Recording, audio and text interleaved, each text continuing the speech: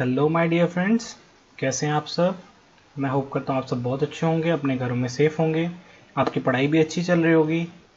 मैं शुभम आप सभी का वेलकम करता हूँ हमारे इस YouTube channel chemistry is fun में। दोस्तों, आज के इस वीडियो में हम लोग एसएससी सीएचएसएल के कुछ प्रीवियस ईयर क्वेश्चन देखेंगे केमिस्ट्री सब्जेक्ट के। ये इस सीरीज़ का लेक्चर नंबर 1 होगा और अगर आपको वीडियोस पसंद आएंगी तो मैं आगे भी इसके और लेक्चर पोस्ट करूँगा। Here's my small introduction. इस वीडियो में हम लोग 30 प्रीवियस ईयर क्वेश्चन को डील करेंगे जो सारे एसएससी सीएचएसएल के प्रीलिम्स के क्वेश्चन पेपर्स में से सिलेक्टेड है। तो चलिए बताना है। तो हाइड्रोजन के हमारे 3 आइसोटोप्स होते हैं, एक होता है प्रोटियम, एक ड्यूटेरियम, एक ट्रिटियम। ये जो ट्रिटियम आइसोटोप होता है हाइड्रोजन का, ये रेडियो एक्टिव होता है नेचर में, तो यही लाइटेस्ट रेडियो एक्टिव एलिमेंट होता है। तो आपका आंसर हो जाएगा ऑप्शन नंबर सी। चलिए नेक्स्ट क्वेश्चन देखते हैं। Milk is an emulsion. Milk जो है वो इमल्शन है। किसका इमल्शन है? तो फैट इन वाटर का। तो मिल्क जो होता है वो इमल्शन है फैट इन वाटर का। आइए नेक्स्ट क्वेश्चन देखते हैं। अगला क्वेश्चन है हमारा, अगर लाइम वाटर को हम एयर में रखें तो वो मिल्की हो जाता है, किसके प्रेजेंस से?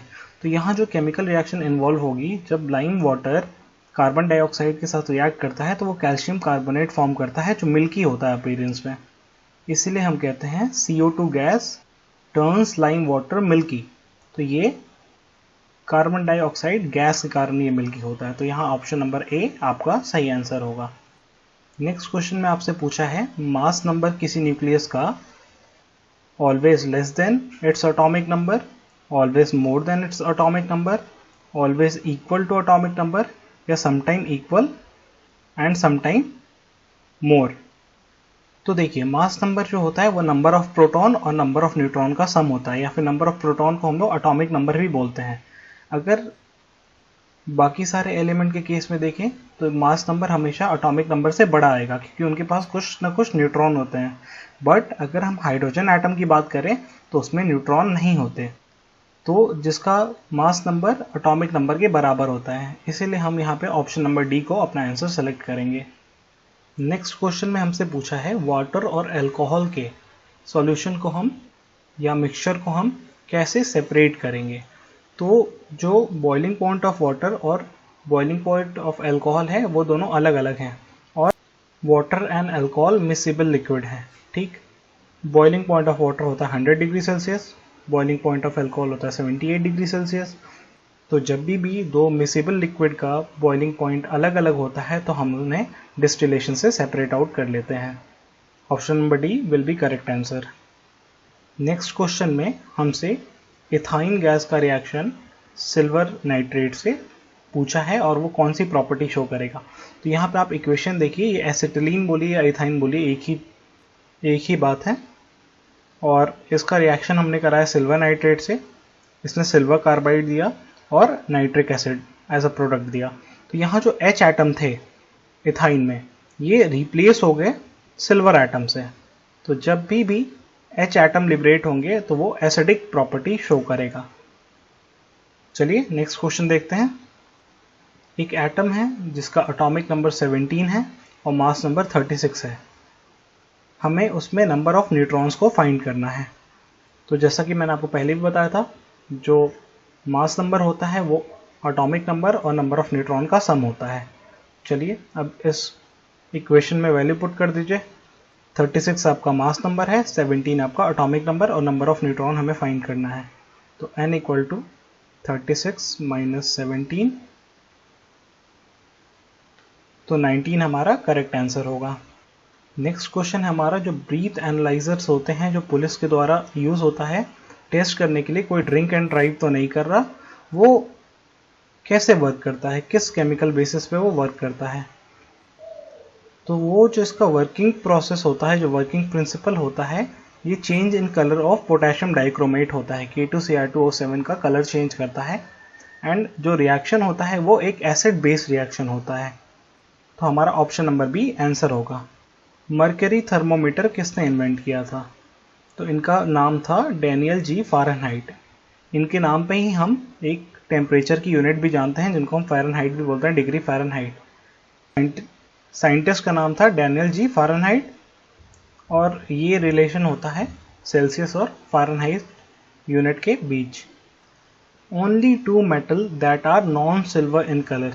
अब आप खुद देखिए गोल्ड का कलर तो सिल्वरिश होता नहीं है, तो ऑप्शन नंबर ए आपका डायरेक्ट आंसर निकल रहा है। जिंक में भी सिल्वर अपीयरेंस होता है, प्लैटिनम में भी होता है, मैग्नीशियम में भी होता है।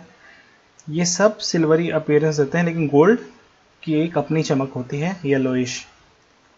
अब पूछा है हमसे best indicator of SO2 pollution का क्या होता है। तो जो SO2 है सल्फर डाइऑक्साइड, ये हमारी एक पॉल्यूटेंट गैस है। जहाँ पे भी आपको SO2 के कंसंट्रेशन एयर में ज़्यादा होगा वहाँ लाइकेन आपको नहीं देखने को मिलेंगे, तो लाइकेन SO2 का एक बेस्ट इंडिकेटर माना जाता है। अब देखिए ये एक रिपीटेड क्वेश्चन है, mass number is the sum of, तो प्रोटॉन्स एंड न्यूट्रॉन। प्रोटॉन क्या होते हैं, तो number of proton equal to atomic number, तो atomic number plus neutrons. Lowest temperature किसके द्वारा रिकॉर्डेड किया गया। जो अल्कोहल का फ्रीजिंग पॉइंट होता है वो है -112 डिग्री सेल्सियस, ये काफ़ी कम है, और बॉइलिंग पॉइंट ऑफ अल्कोहल होता है 78 डिग्री सेल्सियस। तो जो लोएस्ट टेम्परेचर है ये अल्कोहल थर्मोमीटर द्वारा मेजर किया जाता है। जब भी हमको कोई बहुत कम टेम्परेचर मेजर करना होगा तो हम अल्कोहल को एज अ थर्मोमेट्रिक लिक्विड ले सकते हैं। हैवी वाटर क्या है, तो ड्यूटेरियम ऑक्साइड, D2O इसका फॉर्मूला होता है।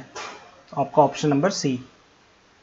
Chemical formula for sulphurous acid, तो H2SO3 होता है सल्फोरस एसिड। जो H2SO4 होता है इसको हम लोग सल्फ्यूरिक एसिड बोलते हैं, और H3SO4 प्रोटोनेटेड सल्फ्यूरिक एसिड होता है, बट ये एग्जिस्ट नहीं करता, ये भी जनरली एग्जिस्ट नहीं करता। आपका ऑप्शन है आंसर नंबर बी। इस क्वेश्चन में आपसे पूछा है प्रोटॉन की डिस्कवरी किसने की थी। तो टोटल 3 सब एटॉमिक पार्टिकल होते हैं, प्रोटॉन, न्यूट्रॉन, इलेक्ट्रॉन। प्रोटॉन की रदरफोर्ड ने, न्यूट्रॉन की चैडविक ने, और इलेक्ट्रॉन की J.J. थॉमसन ने। यहाँ थॉमस लिखा है, ये थॉमसन होगा। तो आपका आंसर है ऑप्शन नंबर सी, रदरफोर्ड। इनमें से किसका होना ज़रूरी है रस्टिंग के लिए। रस्टिंग मतलब होता है जंग लगना। तो जब भी आयरन पे ऑक्सीजन और वाटर का एक साथ अटैक होता है तब रस्ट बनता है, जिसको हम कहते हैं हाइड्रेटेड आयरन ऑक्साइड। तो वाटर और ऑक्सीजन दोनों मैंडेटरी है, तो इसलिए हमारा ऑप्शन नंबर सी करेक्ट होगा। कौन सा मैन मेड फाइबर हमें वुड पल्प से मिलता है। तो वुड पल्प से हम सेलुलोज निकालते हैं, और सेलुलोज से रेयॉन का फॉर्मेशन होता है, तो ऑप्शन नंबर बी हमारा करेक्ट है। Movement of water molecule through plasma membrane. अब यहाँ प्लाज्मा मेम्ब्रेन की जगह स्पेशल परमिएबल मेम्ब्रेन भी लिख सकता है, सेमी परमिएबल मेम्ब्रेन भी लिख सकता है। इस प्रोसेस को हम ऑस्मोसिस कहते हैं। जब भी वाटर मॉलिक्यूल्स प्लाज्मा मेम्ब्रेन के थ्रू पास करते हैं उनको, उस प्रोसेस को हम ऑस्मोसिस कहते हैं।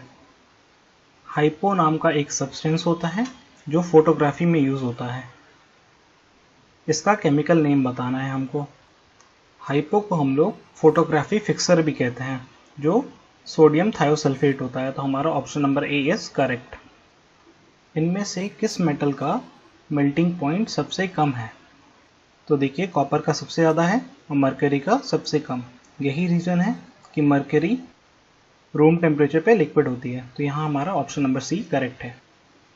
ऐसे केमिकल जिनका हम यूज़ करते हैं बताने के लिए कोई सब्सटेंस एसिडिक है या बेसिक है, उन्हें हम इंडिकेटर्स कहते हैं। एग्जाम्पल में आप लिटमस ले लीजिए, जो एसिड में रेड कलर और बेस में ब्लू कलर शो करता है, तो इन्हें हम इंडिकेटर्स कहते हैं।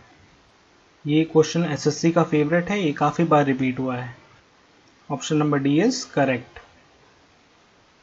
1 carat of diamond is equal to कितना ग्राम, तो सॉरी मिलीग्राम। तो जो 1 कैरेट होता है ये 1/5 ऑफ 1 ग्राम होता है, ये अराउंड 200 मिलीग्राम होगा। डायमंड एक एलोट्रॉप है कार्बन का। कार्बन के 3 एलोट्रॉप होते हैं, उनका नाम मैंने यहाँ दिया हुआ है। मोस्ट रिएक्टिव हैलोजन कौन सा है इनमें से।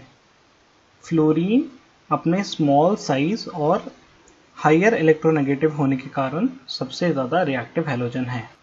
Due to its small size and higher electronegativity, fluorine is most reactive halogen.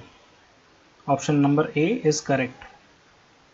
Bauxite ore से हम कौन सा मेटल एक्सट्रैक्ट करते हैं? तो बॉक्साइट से हम एल्यूमिनियम एक्सट्रैक्ट करते हैं। सिल्वर हमें सिल्वर सल्फाइड से मिलता है, कॉपर हमें पायराइट से मिलता है और मैंगनीज पायरोलोसाइट से मिलता है। यहाँ करेक्ट ऑप्शन एल्यूमिनियम है। इनमें से कौन सा सब्सटेंस को हम यूज़ करते हैं जो पुरानी ऑयल पेंटिंग होती है उनका कलर वापस लाने के लिए? तो जो हाइड्रोजन पेरोक्साइड H2O2 होता है ये एज अ डिसइंफेक्टेंट भी यूज़ होता है और क्लींजिंग एजेंट भी यूज़ होता है इसके कोरोसिव नेचर के कारण। तो option B is our answer. Solder metal किसका अलॉय है? अलॉय एक मिक्सचर ऑफ मेटल होता है। तो जो सोल्डर मेटल है ये लेड एंड टिन का मिक्सचर होता है, इसीलिए हम इसे लेड एंड टिन का अलॉय कहते हैं। एंड ये हमारा आज का लास्ट क्वेश्चन, कौन सा मेटल चीफली यूज होता है, मतलब मेजरली यूज होता है आयरन के गैल्वेनाइजेशन में? तो जिंक ब्रॉडली यूज होता है आयरन के गैल्वेनाइजेशन में। आयरन के ऊपर एक जिंक की पतली सी कोटिंग कर देते हैं जो उसे रस्टिंग से प्रिवेंट करती है। इस प्रोसेस को हम गैल्वेनाइजेशन बोलते हैं और इस प्रोसेस में जिंक का यूज होता है। थैंक यू वेरी मच दोस्तों इस वीडियो को लास्ट तक देखने के लिए। अगर आपको वीडियो पसंद आई तो इसे लाइक करें, अपने फ्रेंड्स के साथ शेयर करें जो भी CHSL की प्रिपरेशन कर रहे हैं, और हमारा चैनल सब्सक्राइब करें। Thank you very much. पढ़ते रहिए, अपनी तैयारी पूरी रखिए। All the very best. May God bless you all.